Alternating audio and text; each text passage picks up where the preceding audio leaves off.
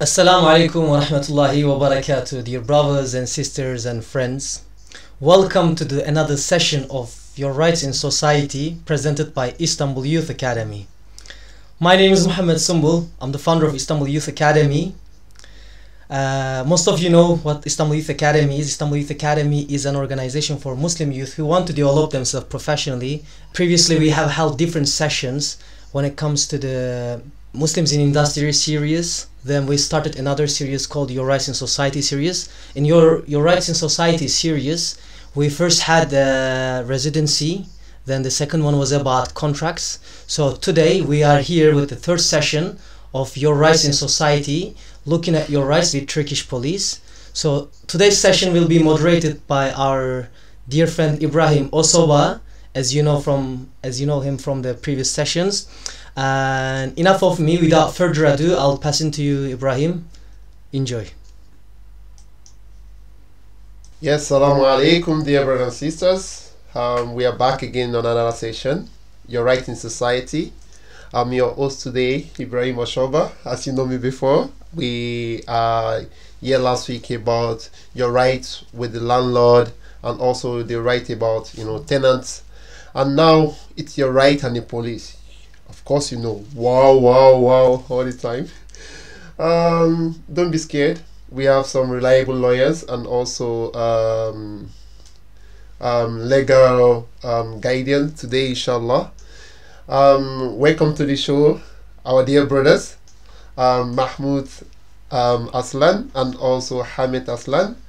They are siblings who know the law. So don't go near them.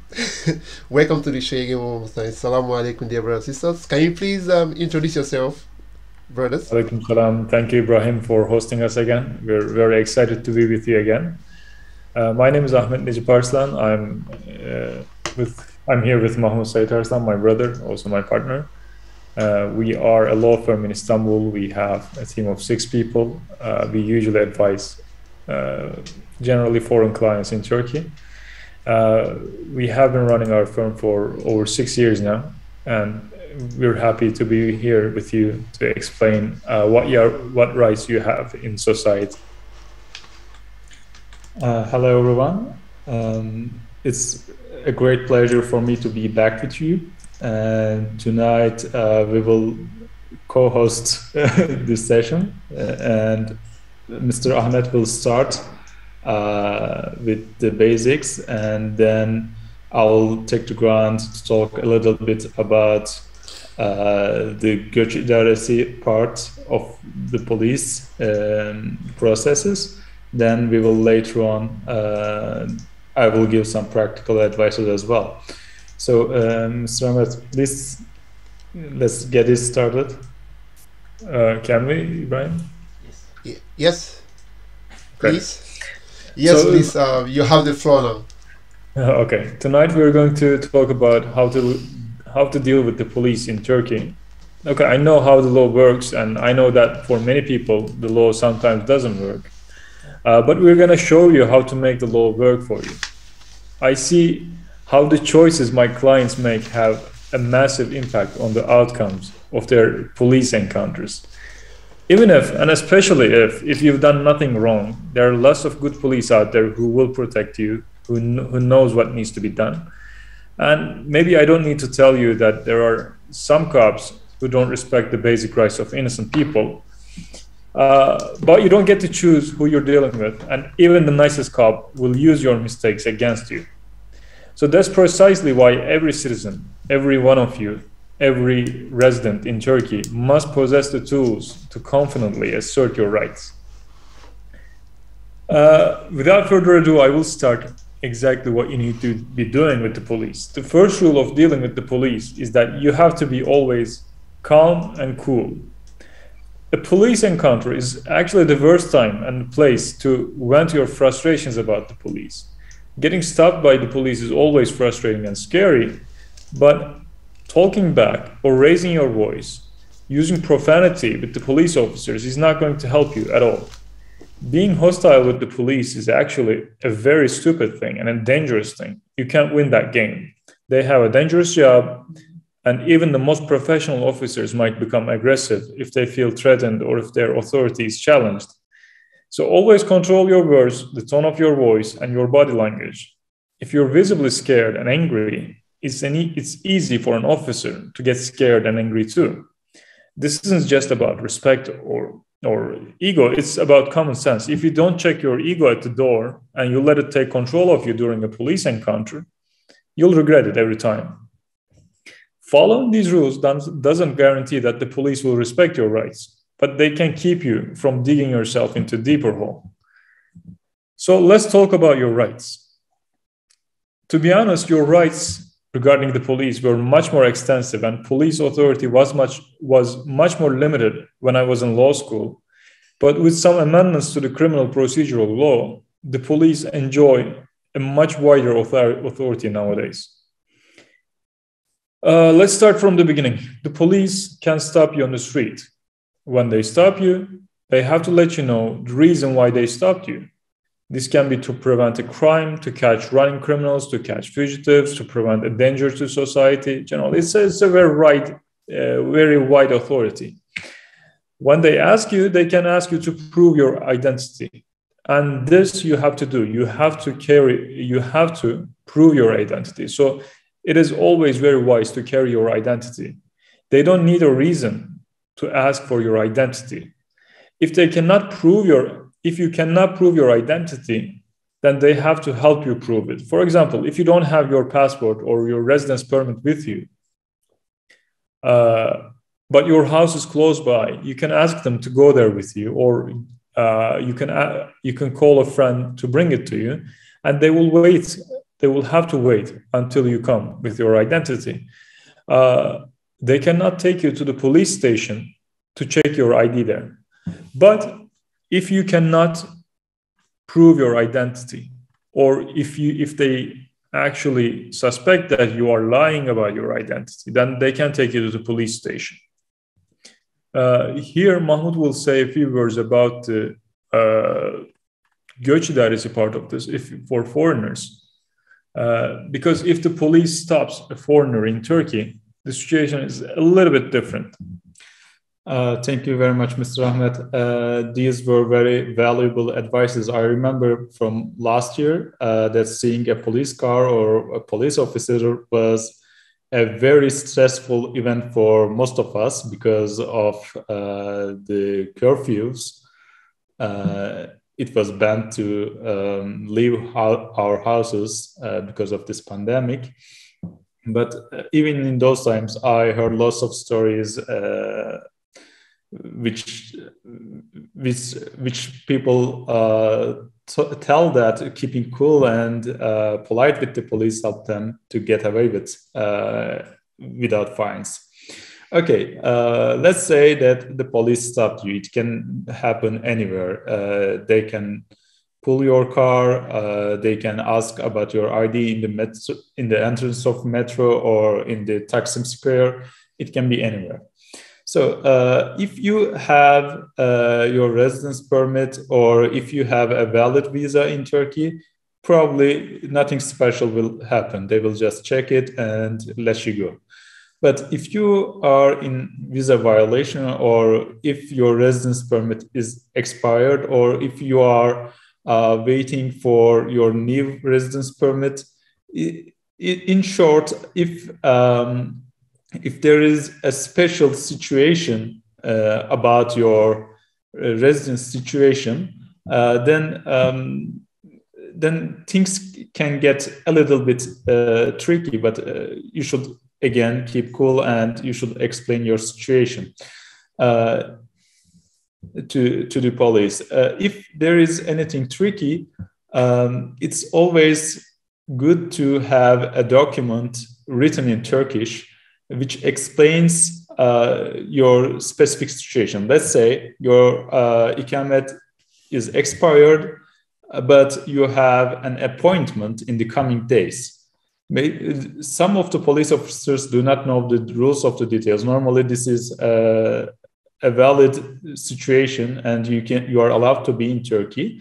But in case the police does not understand your situation, it's always good to have a document explaining your situation, and you can prepare that with the help of your friends or your lawyer. Okay, let's say that you have no valid explanation. You're in visa violation, or your visa expired, or your residence permit expired. What will happen? The police, they can send you to Göç İdaresi, and Göç İdaresi, with Göç İdaresi, I mean the Immigration Department of Turkey, and they can deport you. And if you are deported, they can put an entry ban on you. And in that case, you will not be allowed to enter back into Turkey for that period unless you get a special visa from the Ministry of Exterior. And it takes around a month to get it. So it's not a good situation to be in.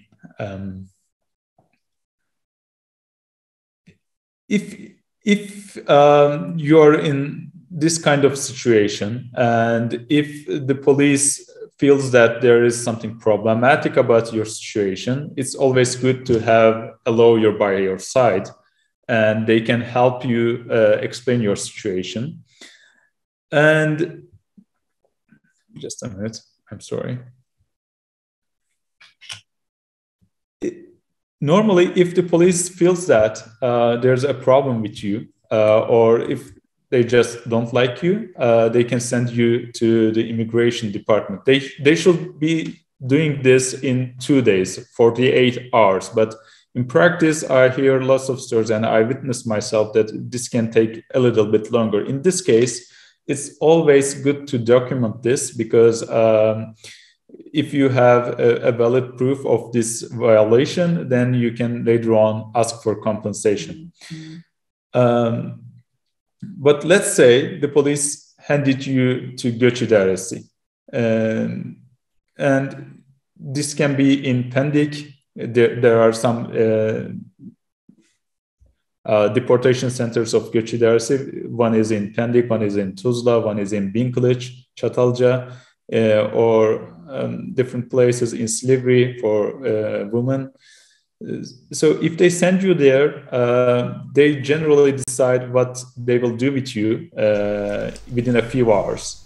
They can release you, because, as I told, sometimes the police cannot assess the situation correctly. They just feel that there's a problem, and they send you to Göç İdaresi, and Göç İdaresi corrects the situation, understands you, and they can release you.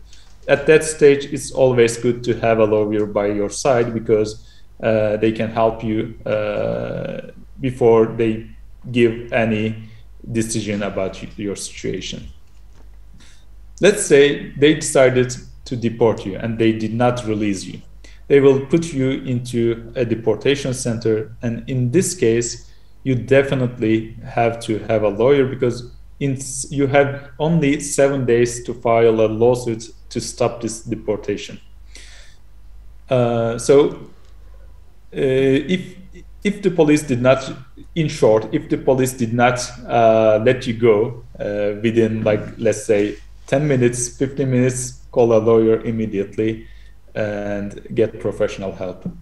So in short, if you're a foreigner in Turkey and the police stopped you, and you have a problem with your visa, with your residence permit, they can detain you. When they detain you, they will hand you over to the Göç İdaresi in 48 hours. If the Göç İdaresi releases you, that's great. If they don't, they can hold you up for up to a year, or they can deport you.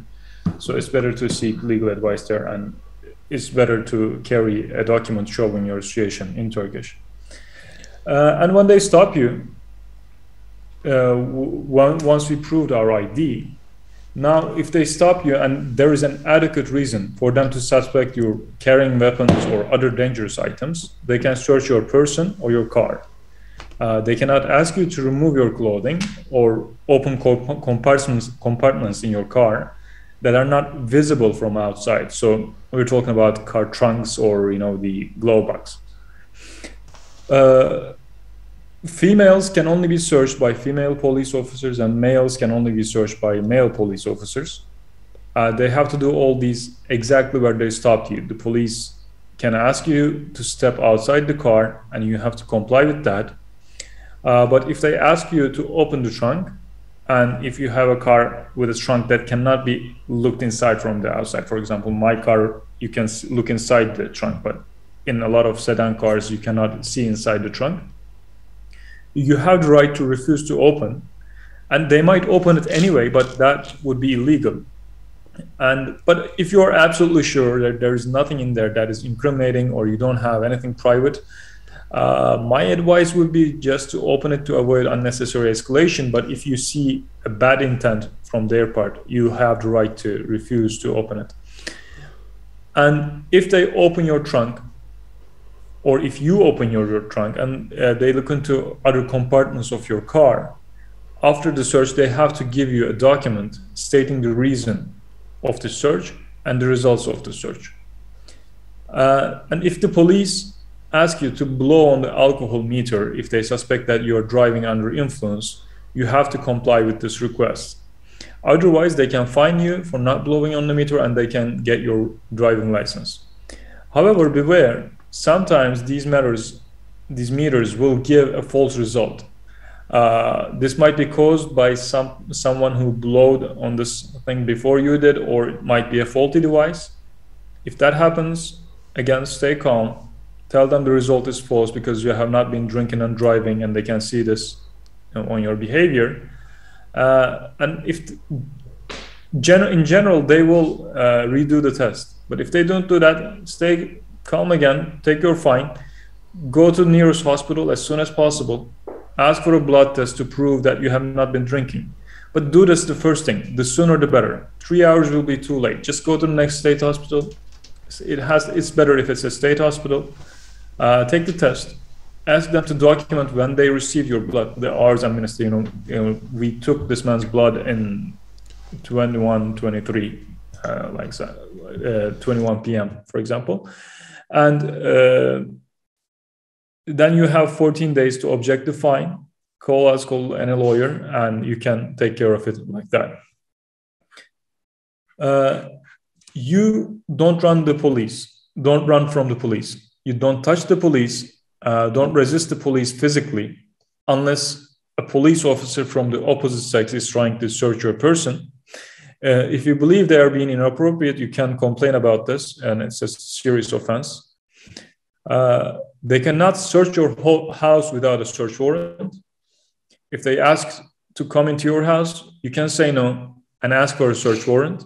If they have a search warrant, bring as many witnesses as you can and ask them to wait for your lawyer. And also, they cannot search your house during the night. It has to be during the day. If the police tries to make you sign anything at all, don't sign it without a lawyer being there. If you're working with a lawyer who you don't know personally, or if the state sent you a lawyer, ask to see their bar ID to make sure they are a lawyer. You always have the right to remain silent. If you speak without your lawyer present, or you listen to the police, chances are you will say something that can be used against you. If you do say that, something that can be used against you, it will definitely be used against you. The police in general will not call you. If anyone calls you and tells you that they're calling from the police station or from the court, don't give them any information about yourself. If they're doing that, they should have all the information that they need anyway. 99% of the time, this will be a scammer, regardless of how legit it sounds, how serious they sound, regardless of the police radio sounds you hear from the background. Don't be alarmed. Close the phone, call your lawyer. If they ask you to stay on the line, that is your cue to close the phone. If they call you again, close the phone again. They will tell you that you were involved in a terrorism activity or your bank accounts are being hacked, but they're trying to help you or whatever. Close the phone, call your lawyer, give them our number, have them call us, give some other lawyer's number. But the police will not ask for money or your banking information or a code that comes to your cell phone from a bank. If you were involved in a terrorist activity, they would come to your door before letting you know. there is 1% chance they will call you from a police station and tell you that you need to come to a police station because they need to deliver you some documents or take your statement about something. In that case, before you go, it's better to confirm this from another number, from a lawyer, ask them to confirm it. If they confirm it, and if you think there is, it is related to something that you're aware, it is better to appear with someone who can help you, at least a Turkish citizen or a lawyer. If you don't speak Turkish, or if you don't speak Turkish as a native language, you are in a very vulnerable situation in Turkey. It will help to have help. So don't sign anything without consulting with the lawyer first. And here I will give the floor to Mahmut to talk a little bit more about what happens if you're involved in a criminal activity. But to summarize what I said here, when they want to search you, they can search your person or your car, but they cannot ask you to remove your clothing or open the compartments of your car that are not visible from outside. And if they ask you to blow on the alcohol meter, you do. If the test results are false, you go to a hospital and get the test there again. You don't run from the police. You don't sign anything that you don't know what they're saying there. Consult with a lawyer, and do not believe them if they tell you that they are calling from the police. Okay. Let's talk a little bit about the scenario where you are in fact involved with a criminal case. This doesn't mean that you are a criminal, but your name is somehow on the file. If the police catches you and detains you, they can detain you up to 4 days, and after that you will either be released or brought in front of a judge. For terrorism activities, the process is a little bit different, but we are not going to get into the details of that. When you appear before the judge can release you without any restrictions, or they can release you with some restrictions, such as not leaving this country or your house, or you should saying that you should sign a document in the police station every week or every month, something like that. In this case, if the judge decides to release you, a practical advice is to ask the judge or consult your lawyer or remind your lawyer to ask for a ban on you to leave the country. This is because sometimes after the judge releases you, the police just hands you over to the immigration department, and they can start with the deportation process. But if there is a ban on you to leave the country, they do not do that. And this trick helped a few of my clients to stay in the country, in fact. Okay, let's talk a little bit more about the practical advices. I'm sure that you heard about people who were persecuted for no reason. Foreigners in Turkey, especially the Eastern ethnicity individuals in Turkey, will sometimes be flagged for terrorism activities because it's generally because of the people they speak with on the phone.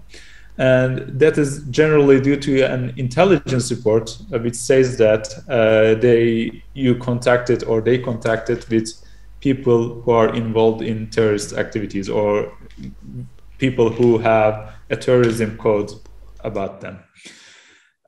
So to avoid these kind of situations, if you have met someone in a friend group or in a mosque, and if you are not sure about them 100%, call them from WhatsApp until you get to know them better. Do not send money to people you don't know, even if it's a zakat money or if it's for charity. Do not accept anybody to use your bank account for any reason. If someone tells you that they have problems with their bank account and they want to send money to your account and you withdraw it and give it to them, the chances are It's either a drug money, gambling money, or the money is coming from a scam, and you will be prosecuted and sentenced. There is an option on a devlet which prevents people from starting a company on your name. You can use it. You can check it from a devlet. If you need to start a company later on, you can deactivate it anytime in just a minute. So let's talk a little bit about violence against women. If you are subject, if any woman is subject to a domestic violence or harassment, you can complain to the police or to a judge, and they will prevent that person getting in the vicinity of you. However, an important note. Let's say you're arguing with your wife or husband, and a neighbor hears the voices and calls the police on you. And when they come, if you say that you want to press charges against your spouse that you are legally married to, there is nothing you can do to change that later on. It's irrevocable. So if you want to press charges, it's your right to do so. But know that once you do it, it is out of your control to stop it.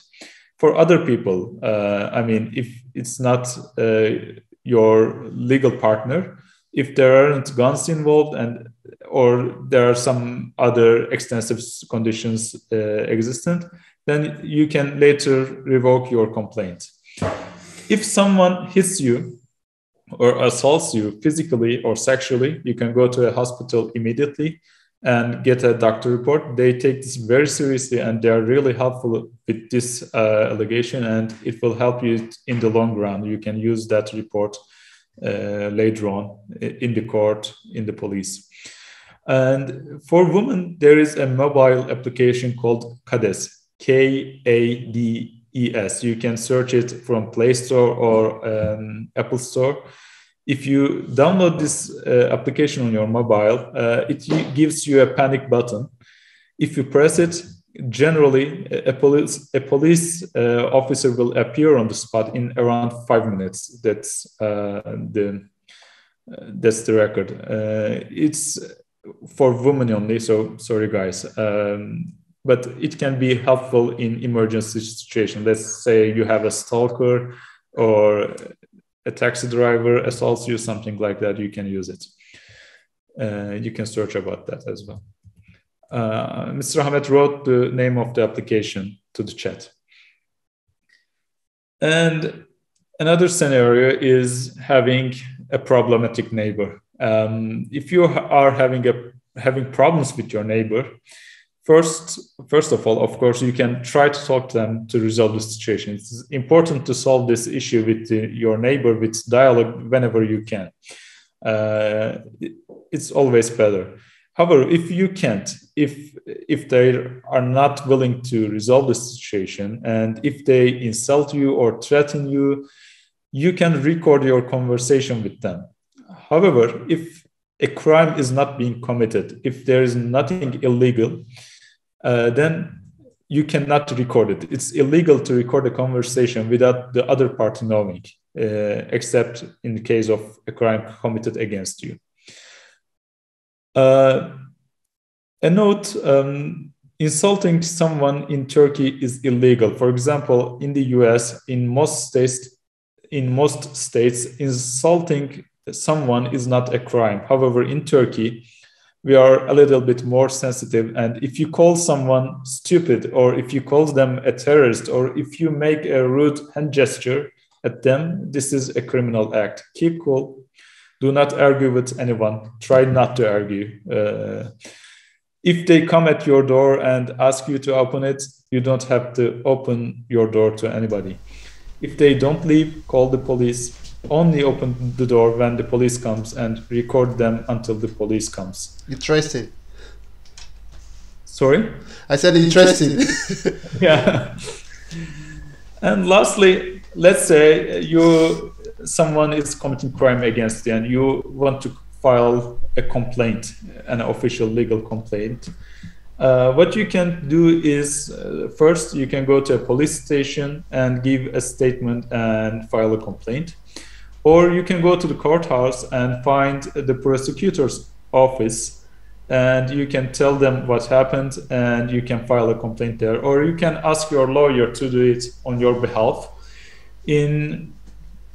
But in my opinion, going to the police is not the best option, because generally the police will try to brush you off to avoid any workload, or not take your complaint. They will just give you some humanitarian advices to resolve your issue with the person. Even if they get your complaint, even if they file your complaint, they will send it to the prosecutor's office. So it's more practical and better to go to the courthouse and talk to the prosecutor's office. It saves time. So I think that's all we had on mind to talk today. But I guess there are lots of questions. Yeah, thank you so much. We are very excited about the questions. Thank you very much for this beautiful presentation. I'm sure a lot of people have one or two questions to ask. Probably they have encounter with the police, or their friend have encounter with the police, or family member as well. As for me, I think I do many times, because I do follow my friends to the station. I used to be one of those people that help people in the station. So I think I will start with this question for myself. In the case where police come to your house and they knock your door, if you can't see the warrant, is it right for you to open the door? Because I remember like 4 years ago when I was living in Safakwe, and my landlord is a very good man, but he loves money. Whenever he says for money, he can do anything. So every time he threatened us, like, I'm gonna call the police. So one day at night, the police came, and Alhamdulillah, my friend could speak very good Turkish. He told them, why are you here? They are not on uniform. It was very late at night. They said they are police. And we opened the door, because then we don't know the law. If we should open the door, we shouldn't open the door. But because we are like 5 boys at home, so we feel that nothing will happen, like 2 men, nothing will happen. So they came in and they started asking us for our documents. Is it right for us to show the document? Is it right for us to respond to someone who is not on uniform when they come to your house? If someone is telling you that they are police, they have to prove that they are a policeman.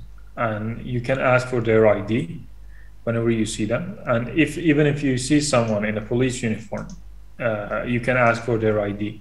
If you suspect they're not a real policeman, you can actually call 155 and ask them, someone who claims who is the police is trying to, get my ID, or harassing me, or, just trying to search me. I'd like your assistance to confirm that this is actually a policeman. In that case, they send over a unit, and they will ask them. And if they're not the real police, they will recording in progress. They will run away anyway. Because recently as well, about 2 weeks ago or 3 weeks ago, it was on the news in Istanbul.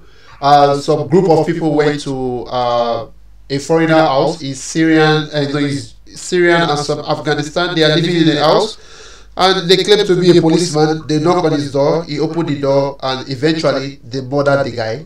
He's a foreigner, and at the end of the day, they are not police. But the reason why they opened the door for them was because they announced that they are police. So in this situation, you are not sure if this person is police. You are not sure if the person is really police. Do you have the right to open the door? Because if you don't open the door, they can, come in forcefully, claiming that you are resisting, their invitation. So in this case, what can you do? Because somebody was just killed last week. So this is what you do. Someone comes to your door. They claim they're from the police. You only open a portion of the door, ask to see their ID. When they show you their ID, you open the door and ask them calmly what the problem is. And they will tell you, say, we have to search your house. We got a complaint from you. We want to come in. You don't have to invite them in, but have a phone ready recording the exchange between you. Someone record the conversation, record the video, take a video of it, and you tell them, this is we are recording this right now. You come into your house. Okay, you're welcome. We're happy to talk to you. What do you want? And they tell you this, so you have to show us your ID and whatever. You can show your ID, but if you don't want them inside the house, you just tell them you don't have a consent for their search of the house. If they have a warrant, they can come in. But if they don't have a warrant, you don't consent to it. Do you have the right? The warrant cannot be a general warrant allowing them to search any house they want. It has to be specifically written for your house. Yeah, this is different when you're outside and in the house. There is something called a general search warrant outside. They can search your person, or they can search cars on a road at a certain time, because the warrant will say you can search any car on this road at this time, between these times. But with the case you're talking about, it has to specifically show that they are going to search your house in that address. Interesting. But in the case where in many cases your landlord or your neighbors will threaten you with police, and the police will eventually comes, and you don't do anything. For instance, now we have cases where the landlord will threaten you to increase the house rent, that I'm going to call the police on you if you don't leave my house in this so date. Because most people don't know the law, as you have told us in the last previous session what to do. The police will come and support the landlord without. Is there a way you can sue the police for doing like illegal job? If depends on what they do.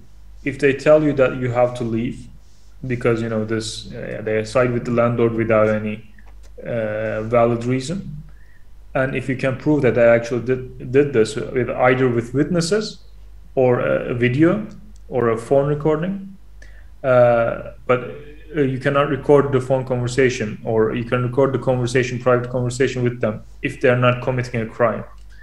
But let's say you're videoing them and they know that you are taking it on video, and they say something that is not legal, that is not their job, they're just trying to intimidate you, and in that case you can file a lawsuit against the administration.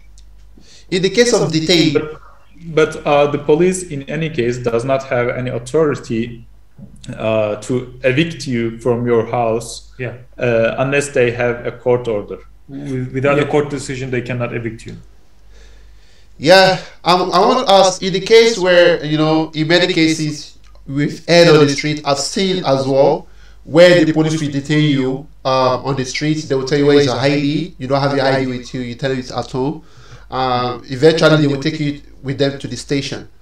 So, like, how many hours do the police have the right to detain you for you to get your lawyer? If you don't have your ID, they can hold you indefinitely until you prove your ID. You have to prove your ID, and that is. But they have to help you prove your ID. So if you tell them that my ID is at the house, and my house is close by, let's go there in 5 minutes, we'll grab it, they will have to help you. Or you can tell them, wait here 5 minutes, we can wait here, my friend will bring it. You can do that. But it's in general, carry your ID with you at any given time. But let's say they took you to the police station, although you had the ID. As I told you, normally it's 1 day, but it can be extended up to 4 days. This is in case they have the ID. Yeah.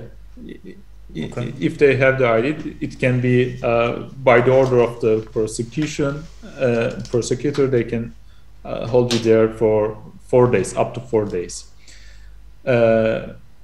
If there is no order from the prosecutor, if there is a no detention decision, if there's nothing official written on the paper about keeping you there, it's not actually very legally clear, but according to the court decisions, they can hold you there for 48 hours before they hand you to Göçüdares.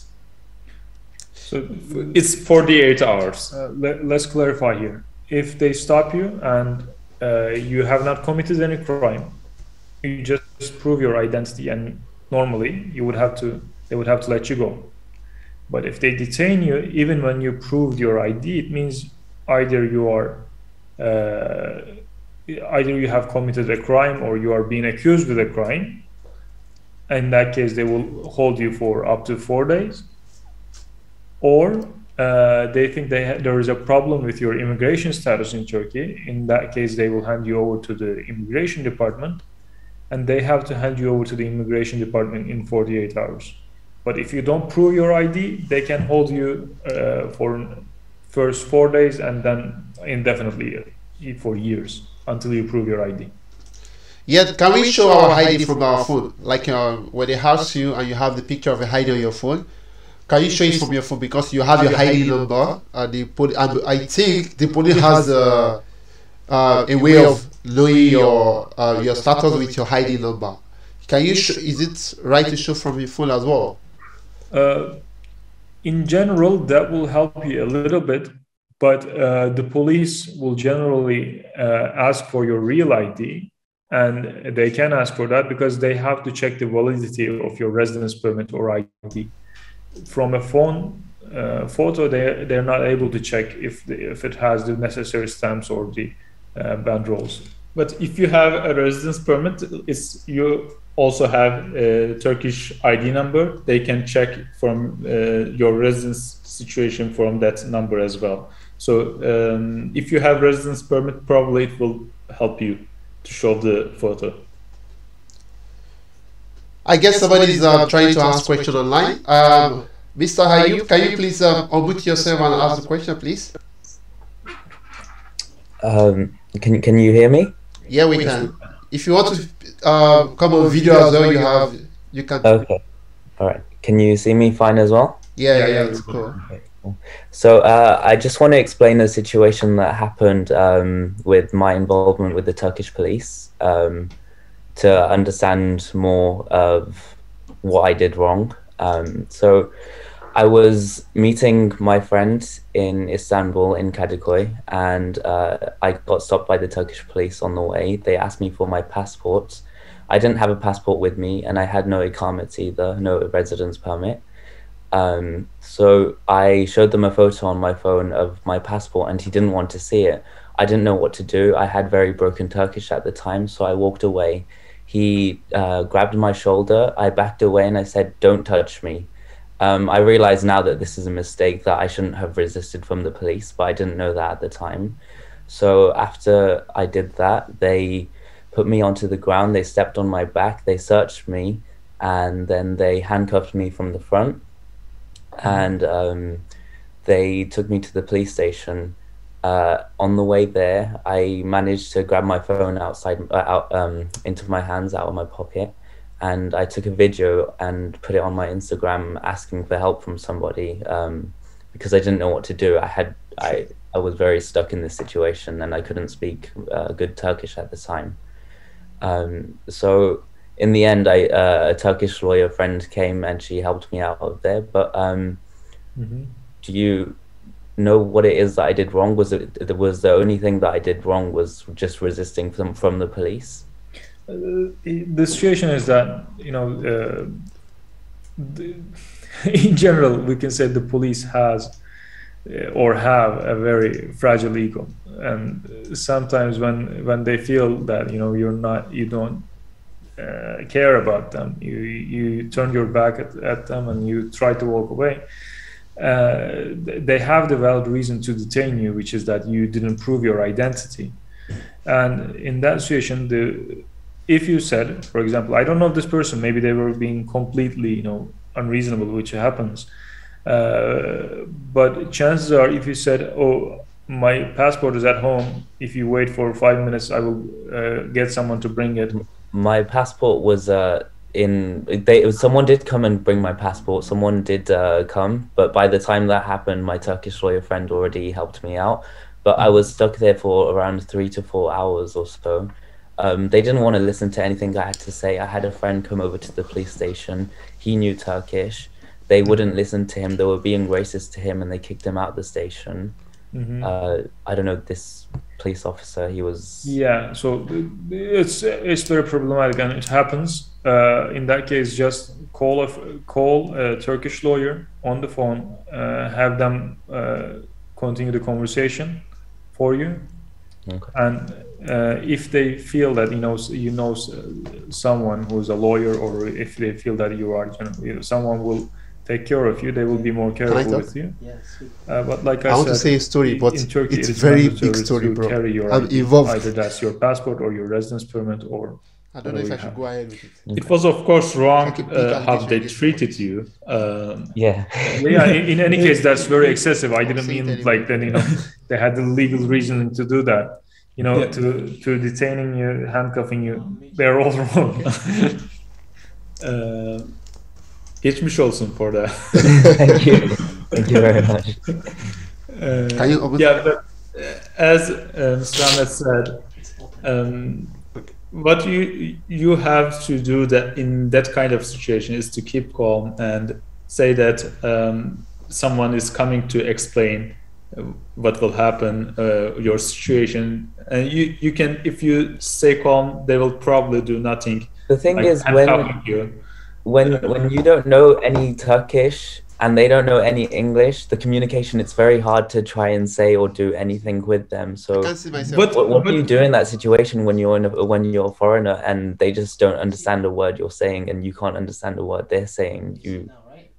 Have someone who can speak Turkish on the phone. And what is your nationality, by the way? I'm British.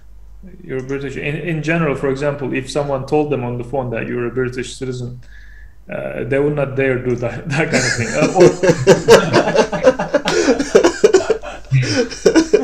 You can call the consulate. In any case, they have a hotline, I think, in Turkey. Okay. Can I Thank talk you now? so much. Yeah. Yeah, thank you very much for this wonderful question and conversation. I think there is also a similar case like his. I was actually involved because I was there. A guy was arrested on his way home, and he has, I think, about $3,000 or £3,000 on him. So he was on his way around Avcılar. So the police there stopped him, and they asked him that they want to search him. Because he's foreigner, he doesn't know what to do. He allowed them search him, and they realized that he has a lot of money on him. They took some of the money from him. About $2,000 was missing from him, and they drove him all night. His phone was switched off. We tried to call him all night because we don't even know where he is. We don't know what happened. Everybody keep like, where is this guy? Where is this guy? So in the morning they left him. They didn't take him to the station. They left him in the morning because I was involved. I know about it. Then I was in Istanbul ID University. So in the morning he told us the situation, and the guy owes the money. We told him. He said this is what had happened. But of course we don't believe him. That how would the police take money from you? He said, I see where there is camera when they took me. I can view the camera from the mosque because there's a mosque very close by. He said there is a camera very close by, and we went to the police station to complain that there are some officers who took money from him because the guy thought he was lying. So we all went to the station. When we got to police station in Avcılar, the first thing they asked was, where are your ikamet? So we turned our ikamet. So the guy they took money from did not have ikamet. I think that is why they realized that they can manipulate him because he doesn't have ikamet. So they got him arrested. That we are going to take you to Gosh Direci. You don't have ikamet and stuff. We said, okay, it's fine. We don't care if you take it to Gosh Direci, but where is the money that was taken from him, and who is the police that took the money from him? Mm-hmm. And they said, this is a big case now. So we got a lawyer then. I think the lawyer also came just because of money. The lawyer said we are going to give him money just to bail our friend out. Of course, we want him out because he's a family man, and the wife will keep asking, where's my husband? So we paid the lawyer gets him out, and we told the police, well, of course, now, where is the police that took the money? There is camera there. Can we go to where there is camera and check if this truly happened? And the guy told us while he was in the station, he saw the policeman walking around. The policeman that took the money from him, He saw him walking around while he was in the cell. So in this kind of situation, there was nothing we could do. We just have to bail him out. And the body was gone. The policeman did it, and there was camera that can show evidence that this happened. And they did it nothing. They just told us, come back, we will try to look into it. This is what they keep telling us. Probably the police knew that it happened. But they tell us, don't worry, we will help you to check. Of course, nothing happened. They keep telling us coming back, nothing happened. And the guy now is back in Nigeria. He eventually went back home because of this whole situation. So in this case, how can we sue the police when we know that there is evidence, but the police don't want to check the evidence? This is what you do. In this situation, you cannot complain about the police to the police. If you want to complain about the police, you go to the courthouse, and the courthouse you go to a public prosecutor. You explain the situation. You explain that there's a corrupt police that stole money from your friend. This is actually, it's a crime that is so heavy you wouldn't believe it. I think he can get in prison for this like up to 20 years. It's what we call gasp, yama, and it's a very heavy form of that. What he did was incredibly illegal, to steal money from someone using their title as a policeman. A public prosecutor would prosecute that, and they would get the evidence from the mosque. So I would say, if you have a problem with the police, go to a courthouse instead of going to the police. Oh, I see. Can you hear me? Also, I want to add something to Mr. Abe's question previously. I just remember that I had problem with the police in Russia back in 2000, I guess, 14 or 15, something like that. The police took me to a detention center, and you wouldn't believe, but it was because I violated some ikamet rules there in Russia, and they actually asked for bribe. Wow. I didn't give them, and they let me out eventually after keeping for a few hours. But what helped me there was Yandex Translate, and you can use Google Translate or Yandex Translate to communicate with the police. You don't have anyone who can talk on the phone in Turkish. That helps as well. Yeah, in the case, I guess some people probably they are scared, they don't want to ask question online, but it's fine. You can write your question. Also, in the case of violence, domestic violence or violence on the street, where people attack you or people do something illegal towards you. In the case where you are foreigner, I wouldn't lie to you. I'm online now. There's a day will not pass where I'm not harassed on the street. In fact, there is a particular shop where when I walk past, there is this guy. He must say something to me every day, whenever he sees me. So in this case, how can you, deal with this? How can you call the police on this? Because sometimes police might they see it insignificant, like you are reporting that somebody verbally, abuse you on the street. Mm-hmm. So in general, in Turkey, if you see someone, arguing with a woman or, trying to, hurt a woman, you call the police and your responsibility there is ended. Do not try to, unless you see someone, physically hurting someone. I mean, it's up to you, but this is a famous case in Turkey that is very recent. Someone was beating up their wife or girlfriend on the street, and the person tried to separate them. At the end, in the fight, the guy who was beating his husband, beating his wife, died, and the guy who was trying to separate them got to jail with murder charges. So it's and sometimes in that case, the woman will turn against you. They will say, this is my husband. Do not get in between us. He can do whatever he wants. So in general, I wouldn't advise you to, generally interfere yourself. just call the police and leave from the scene. But if you see someone, you know, being actually actively hurt, it's your moral decision that you have to make. But the best thing maybe is maybe before acting, maybe you can ask someone, or you can do yourself, record it, and that's a very solid evidence that you can use in the court or in the police. And if they needed evidence, you would have it. Because this scares me now. This scares me to help now. Because literally we are scared to do this. As a foreigner, when we see people hurting people, we are scared. We don't know what will happen. We don't know if we should help. And eventually, if the video comes out, they will say, "Oh, a lot of people are just standing there, looking people, you know, hurting people, and we couldn't do anything." We are also scared of the law. Yeah, of course. Yeah, it's the recording is not a crime. Recording is a crime is not a crime. So the least thing you can do is to record it. But maybe if there is someone else around doing it, you can personally try to help someone. Self-defense rules apply in Turkey as well. Good. You can apply self-defense for a crime against you or against a third party. So if you see a woman hurt, you can help them, but try to be proportionate.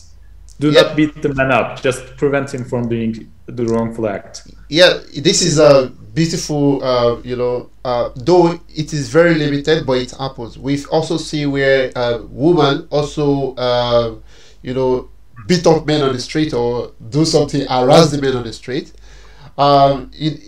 These cases are very, very delicate because first they look at the woman as the receiving end, like they probably gonna be out, But it also happened where, in some cases, where a woman also, because I've seen it as well. Yeah. Back home in Nigeria, as well. In this case, what can you do? You just walk away. You don't touch a woman. Of course, you don't touch a woman. You don't touch a woman unless you're a woman yourself. Yes. Unless otherwise you're gonna have a sexual assault case in your hands. Do not touch a woman. In fact, that was where I was going. So maybe you can in this case, a woman can intervene. Sorry? In this case, a woman can intervene. Sorry, I couldn't understand again. I mean, in this kind of situation, a woman can come in when a woman is harassing a man or something like that. Yeah, but in general, it's not wise to get into that kind of a family conflict. If you see, this is, it's a tough situation because there is a moral obligation and there is also a legal situation. Normally, if I see someone who is strong hurting someone weak, I would think that I would have a moral obligation to stop it if I can. But if someone cannot actually hurt the other person, it's just because a man can stop the woman from hurting him, but he chooses not to. You don't get involved with that. I think somebody is raising his hand. Are you again? Can you please unmute yourself and come online? Before going into that, Mr. Ibrahim, you can also, if you see a woman hurting a weak man, you can also, without touching, try to shout and scare them from doing what they do. Okay. It's effective. Believe me. Yeah. Okay, sorry again. So I also had another situation with the Turkish police. I had a problem which Ibrahim is aware of with applying for my residence permit.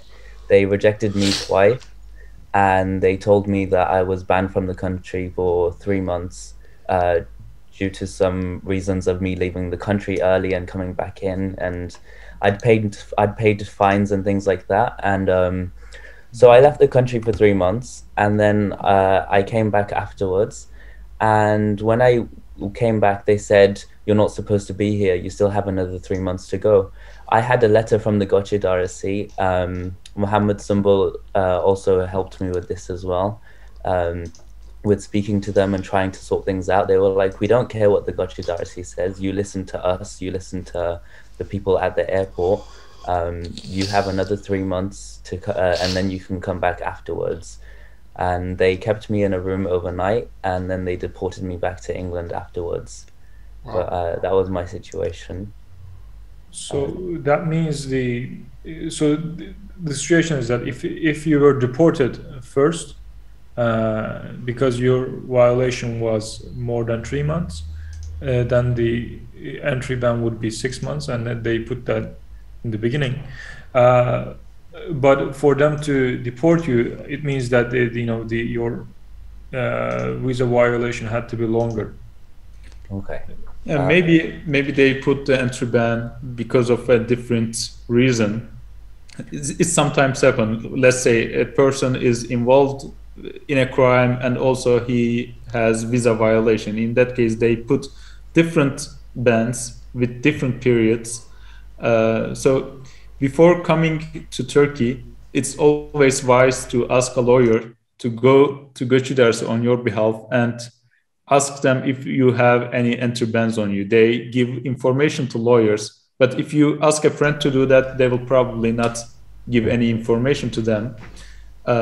So if you have a delicate situation like that, you should, to avoid any problems, it's better to ask beforehand. And in any case, even if you don't have to get a visa to enter into Turkey, you can try to get a visa to confirm any problem before happening. Beautiful.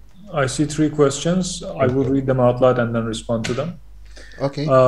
What do you do if a policeman asks you for a bribe to let you go, whether driving or walking? Okay. A friend of mine who had a rental car was stopped and fined 900 TL for apparently not being allowed to drive it in the country despite him showing correct papers and license.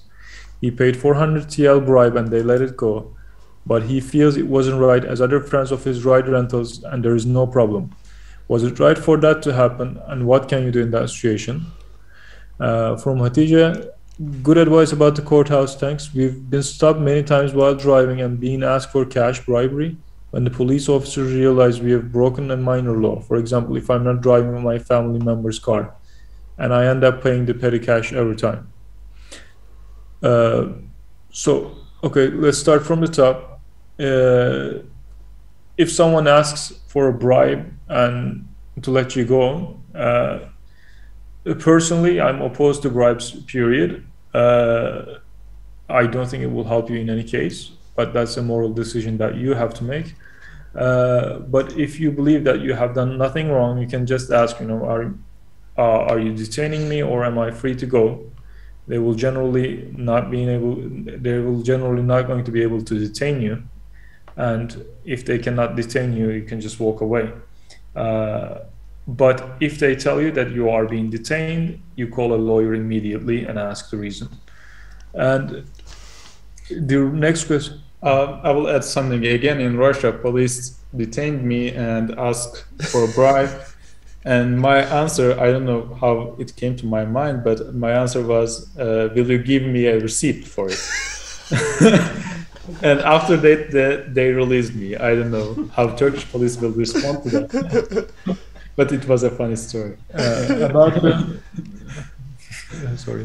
the rental car, you have the right to drive a rental car. The police was fishing you, so you didn't have to pay a bribe. If they, like I said, if they fine you for a violation that you didn't commit, you can object to that in 14 days through a courthouse, and you can get the fine cancelled. This goes for other traffic penalties as well. Ibrahim, you are muted. Thank you so much for this question. Did Khadija want to come online? Because she raised her hand up the other time.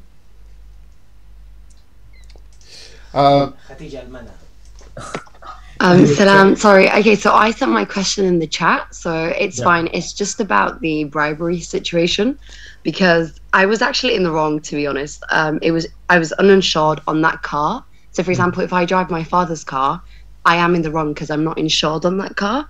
So I understood why, like, I was being stopped. But to be honest, morally, I'm also against bribery. But sometimes they just make a really big deal out of it. And so, unfortunately, it was just a bit, but I did end up paying it. And it's happened more than once, by the way. It's happened quite a few times.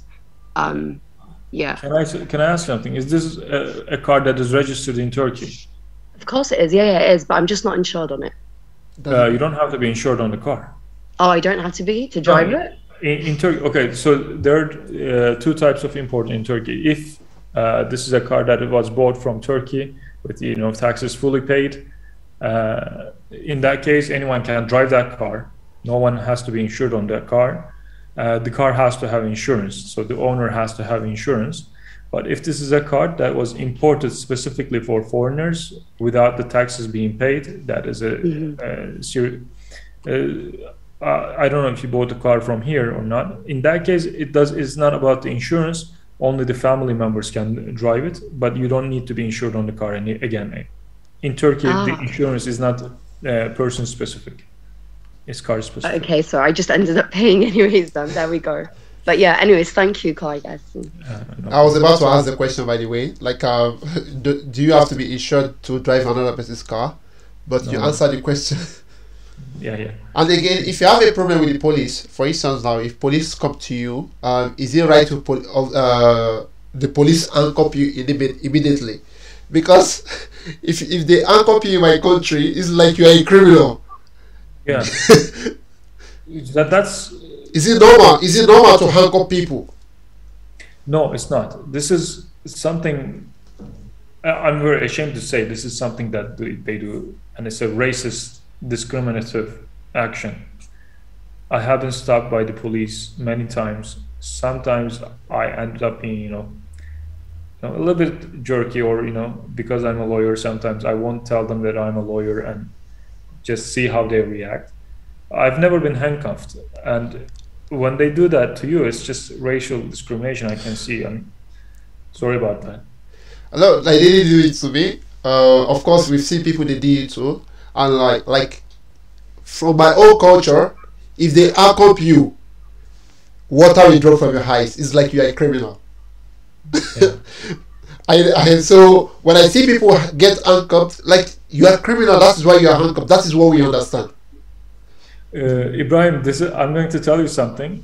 Right now, we have among the audience the previous human rights institution, the human rights institution of Turkey's previous president, which is my father, who is also listening to us. It's important for them to know that this is happening. I'm sorry that happened. If you know if you can write a short story about what describing the situation, maybe we can help you get that in the right hands to explain. People from different countries are facing discrimination in police stations. Yeah, I guess it's really helpful that you have been here. Because we have so many problems with the police. I've been involved in many cases. Just because I'm not a criminal, but we help people. Because I'm a student in the school, and also my friends speak very good Turkish. So we have always been there to help people go to the police station and stuff. We are also in a situation once where this happened in Florida, by the way, where everybody in a particular street, they came out to beat a particular guy. He was a foreigner. So we went to report to the police that this is what had happened. The police said, "Oh, calm down." They even called the ambulance to treat him, and they said they are going to take care of the situation. We keep on going back to the police station. They did nothing about it, and there is evidence that this happened. Like some months later, we passed. The police recognized us. They said, "Oh, I think I know you." We said we know you too, but you didn't. Just so go to the. This happens like we are every time on the receiving end, we face so many problems with the people reporting us to the police without committing any crime, and the police will take action without hearing our own side. In general, is there a place that we can report situations like this? Because of course we can't report we can't report police to police. You go to the courthouse and complain there, like I said. Also, maybe you heard about CİMER. Yeah. Yeah, CİMER is the magic word in Turkey. So there is this president's office has a special communication line that is called CİMER. You apply to that from your e-Devlet, write anything to CİMER, and they will come apologizing to you. Apology. Is it with money or with stuff? No, they will. The CİMER people will write to the police station about, there is a complaint about you like this. What do you say? And then they will contact you to rectify the situation. It is very scary to the policeman. I'm writing to the chat. Okay.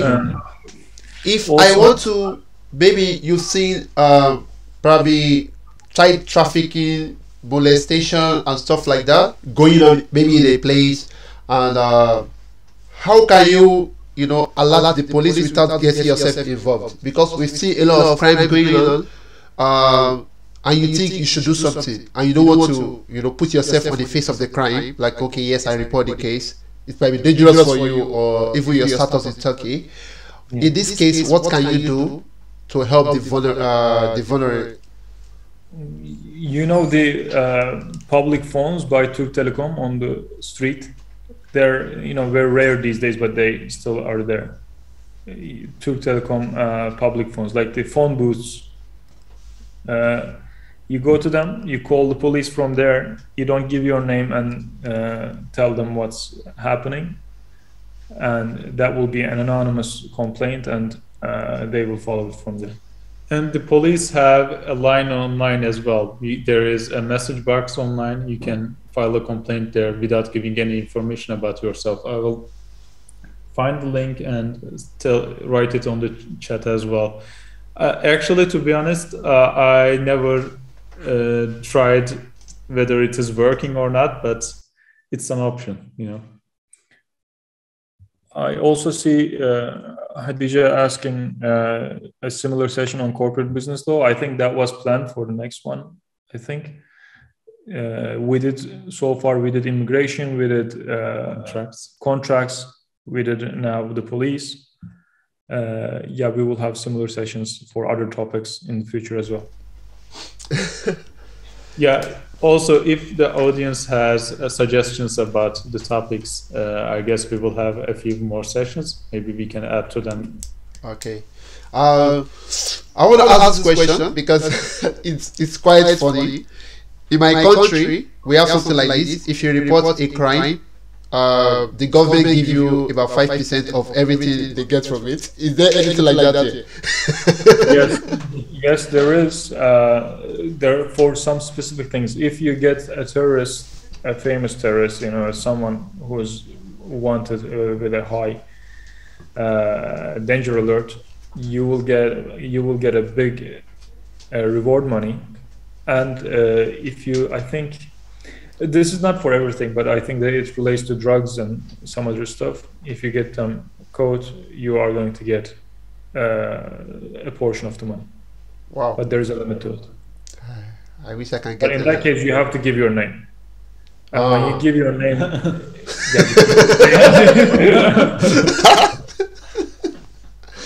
well, you can't do that at Escobar and go free if you give your name.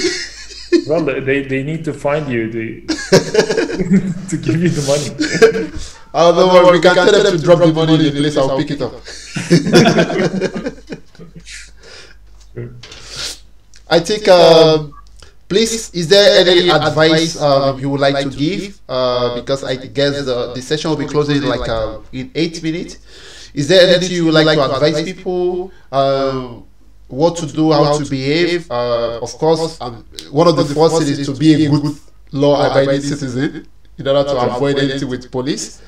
Can you please give us some advice on what to do? Sure. I want to clarify something. Knowing your rights in Turkey is important, and stating that. But when you're talking with the police, it doesn't help to tell them that you know your rights, or tell them you know someone who's a lawyer or whatever. It's just simply you show them that you know your rights.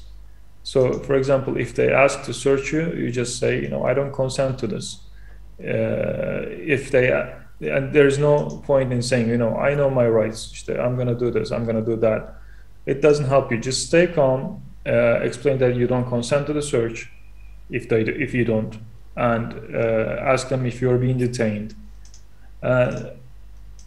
If you want to reach a lawyer and ask for their advice, you always have the right to do that. Oh, I was actually going to tell you something else. Generally, talking to the police will not help you. They will come and tell you that they want to help you. They know you're innocent.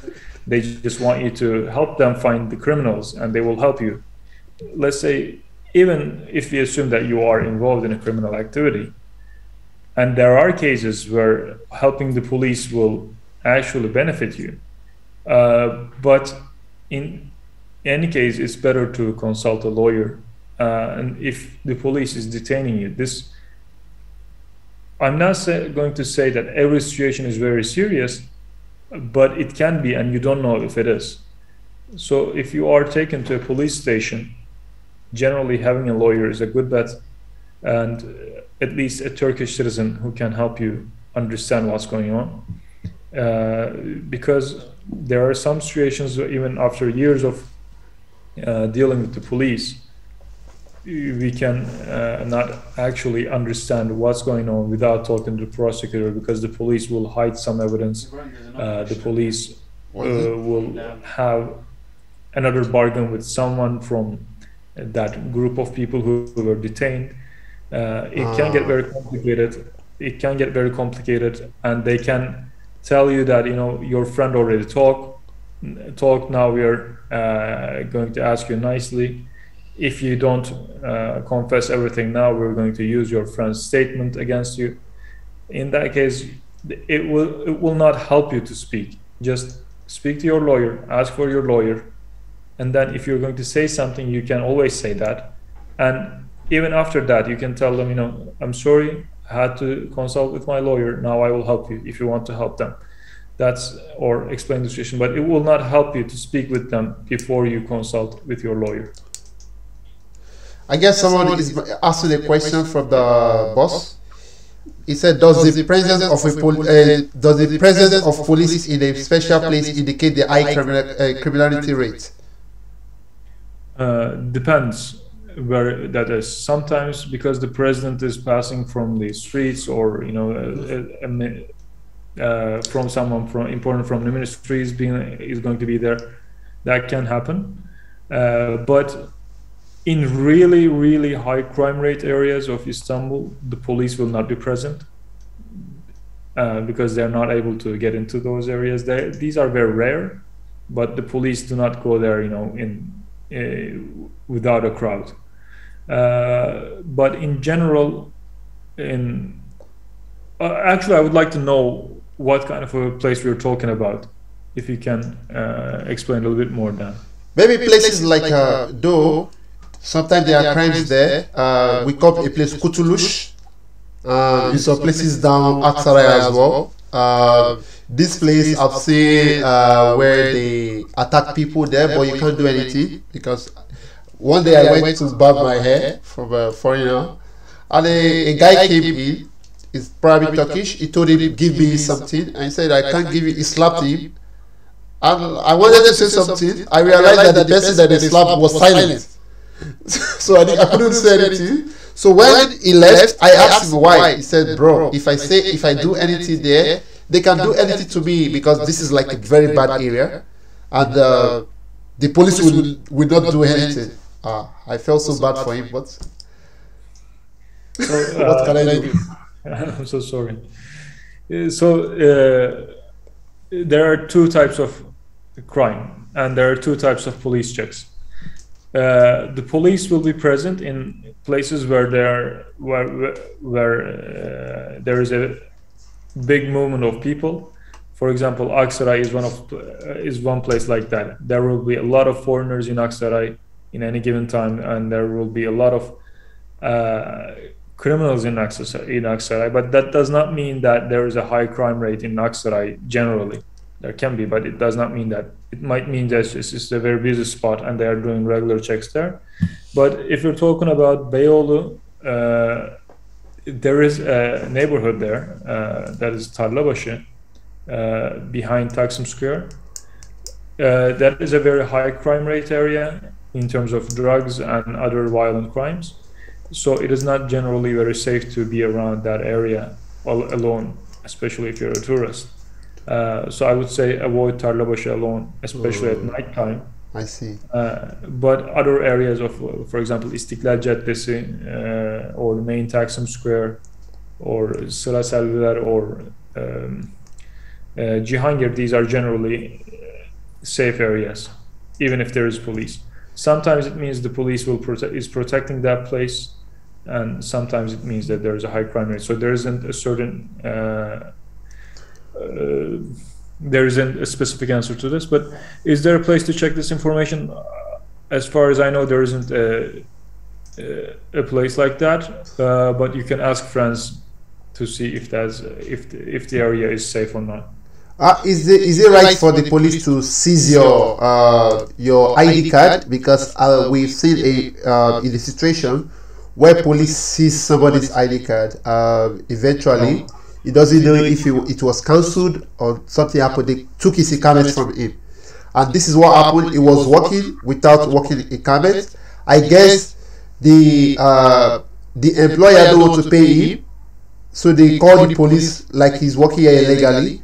And the police arrested him. They took his Ikamet from him and they released him. Later, he was eventually he wasn't working with Ikamet. Somehow he has to go back to his country. Do the police have the right to seize your Ikamet? Was that residence permit expired? No, it's not expired. It's still valid. Yeah, he was deported, but because he was not deported. They arrested him, seized his Ikamet, and later released him. They did not give him Ikamet back. Okay, so this is the reason. His residence permit can be cancelled because he was working without a work permit. That is probably the reason why that happened. In general, the police does not have the right to seize anything that isn't illegal. So if they catch drugs on you, they can seize that. If they catch the gun on you, they can seize that. But they cannot seize your ID. They cannot seize your passport unless it is a fake passport or a fake ID.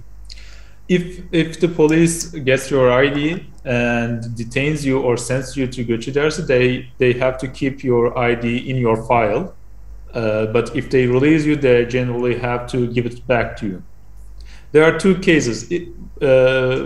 First is the situation Mr. Ahmet described, where the ID, although the duration is still valid, it might be cancelled because of a different situation, because the Göçedersi have some criminal reports on you, or because you worked illegally, they can cancel it.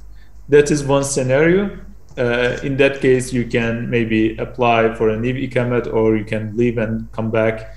You can do lots of different things.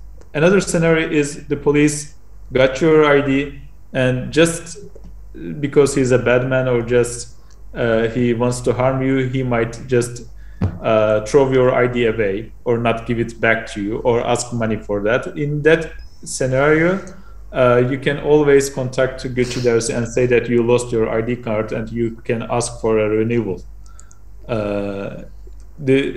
Losing your ID does not mean that you don't have a residence permit in Turkey. You still have the residence permit. You can ask for renewal of the card. And when your duration ends, you can ask for renewal as well. If there are no further questions, I want to just make some general remarks. Yeah.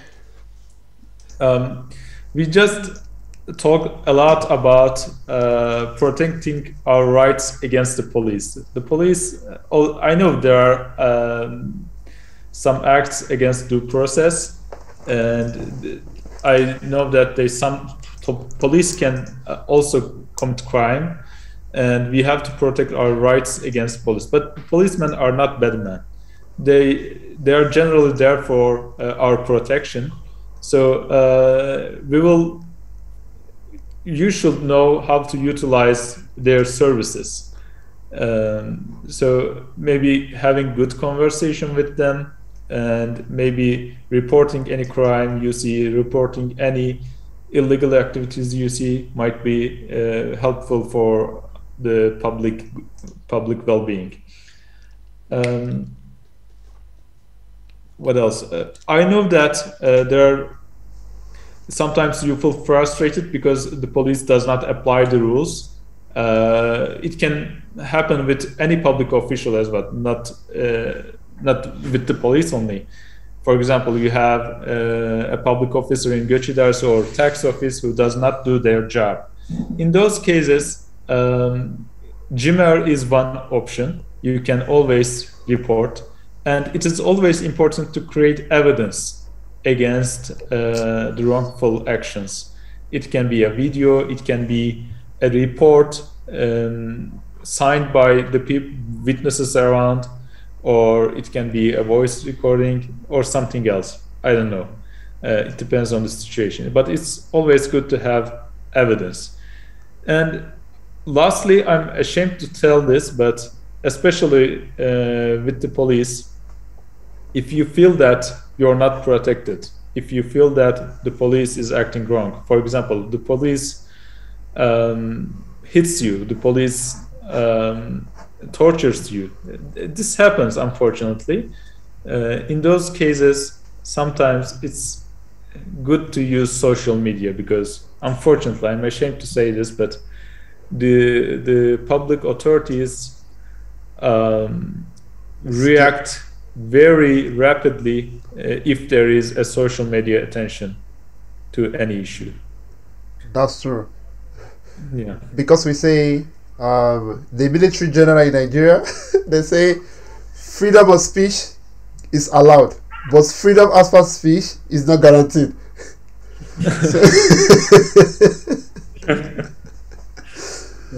Yeah. So they use this to scare a lot of people. That you can say whatever you like, but after the speech, we don't guarantee you. Yeah, I've seen in I think in Kazakhstan, someone was protesting by holding a blank sign, an empty sign, and he got arrested because he implied that there wasn't free speech in Kazakhstan. Okay. You can show me now. Thank you very much for this beautiful presentation, and also it has been like an hour 35 minutes talking and also asking questions. I'm sure a lot of people have learned one or two things. In fact, 100 or 1,000 things they've learned today about their right against the police. First, don't forget, police is your friend. Police is one of those people you can rely on, and also they are human. Emotion settings sometimes, which that's why we are here to know our rights. And thanks for our lawyers who have guided us today. We are really grateful to have you guys. Even me myself, I felt that I'm a lawyer now for this, because this course is Know Your Rights 102. So if you ask me some questions now, I can literally answer all your questions. Yeah, if you have any questions, please contact Ibrahim. He will come to your aid. I don't want to go to jail. I'm not a legal man. If you have any question or you have any problem, please, you can see their contact on the screen right now. Please and your contact questions them. do not have to be limited to this topic as well. If you have any other questions related with any legal matter in Turkey, or if you just want to chat, you can feel free to use this information to reach us. And also, if you want to buy property and you want a legal assistance, in buying property, I think, of course, you don't have to work too much. You don't have to. I also contact them. Thank you so much. I think now we'll be rounding up the program. We are really grateful to have you. If you want to say any last thing, you can say. Then we close the chat room. We do. Thank you very much, Ibrahim. Hope to see you in the next one, inshallah. Inshallah. Thank you so much. Now we are ending the program. Assalamu alaikum. Alaikum salam.